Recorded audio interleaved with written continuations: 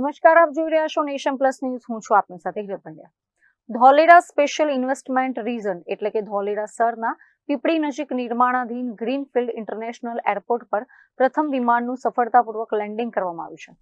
Airport authority of India દ્વારા runway અને navigation સિસ્ટમના પરીક્ષણ માટે વિશેષ VT-CNS એરક્રાફ્ટનું સફળ ટેસ્ટિંગ હાથ ધરાયું હતું. વડાપ્રધાન નરેન્દ્ર મોદીના હસ્તે જેનું સપનું સેવાયું હતું તે ધોલેરા સ્માર્ટ સિટી હવે સાકાર થવા આગળ વધી રહ્યું છે. ધોલેરા ગ્રીનફિલ્ડ ઇન્ટરનેશનલ એરપોર્ટ પર પ્રથમ વિમાનના સફળ લેન્ડિંગ સાથે જ તેના વિકાસમાં એક સુવર્ણ પ્રકરણ ઉમેરાઈ ગયું છે. એરપોર્ટ ઓથોરિટી ઓફ ઇન્ડિયાની ટેકનિકલ ટીમ દ્વારા રનવેના એલાઇનમેન્ટ અને સિગ્નલિંગ ટેસ્ટિંગ માટે ખાસ VT-CNS એરક્રાફ્ટ ધોલેરાના આકાશમાં ઉડાડવામાં આવ્યું હતું. એરક્રાફ્ટનું લેન્ડિંગ એટલું પરફેક્ટ અને સફળ રહ્યું હતું કે એરપોર્ટ પર તૈનાત તમામ એન્જિનિયરો અને એરપોર્ટ સ્ટાફે તાળીઓના ગડગડાટ સાથે આ ક્ષણને વધાવી લીધી હતી. પ્રણાલી મુજબ રનવે પર ઉતરેલા પ્રથમ પ્લેન પર વોટર કેનન દ્વારા પાણીનો મારો ચલાવીને તેનું ભવ્ય સ્વાગત કરાયું હતું. આ સફળ ટેસ્ટિંગ બાદ હવે એરપોર્ટના આગામી તબક્કાની વહીવટી અને ટેકનિકલ કામગીરીને વધુ તેજ ગતિ મળશે.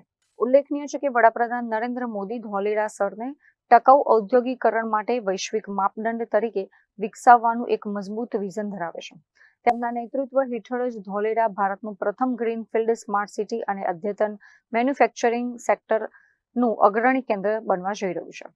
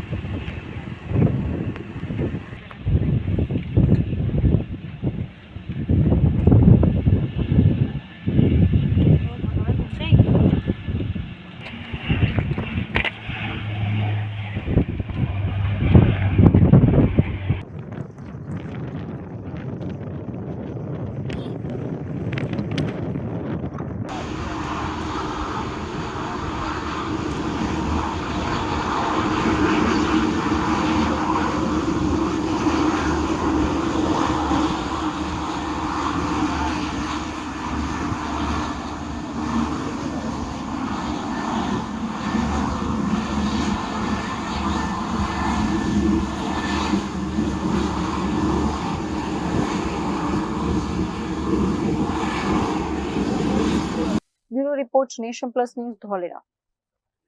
સમાચારોના સતત અપડેટ મેળવવા માટે અમારી નેશન પ્લસ ન્યૂઝની YouTube ચેનલને સબસ્ક્રાઇબ કરો, બેલ આઇકન દબાવો અને જોડાયેલા રહો Facebook, Instagram અને Twitter પર.